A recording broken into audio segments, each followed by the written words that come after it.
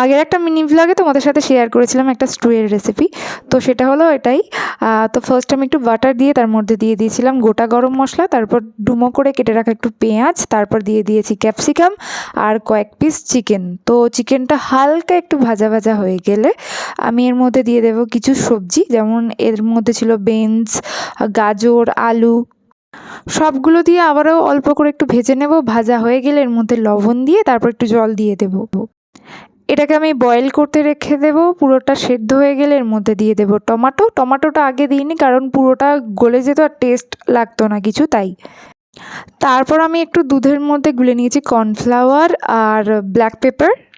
নামানোর কিছু আগে এটাকে দিয়ে একটু ফুটিয়ে নেব, তারপর দিয়ে দেবো 1 চামচ মতো বাটার। আমি গ্যারেন্টি দিতে পারি তোমরা এটাকে একবার খেলে অবশ্যই নেক্সট টাইম আবার ট্রাই করবে। তো আজকের মতো টাটা, তোমরা জানিও ভিডিওটা কেমন লাগলো। বাই।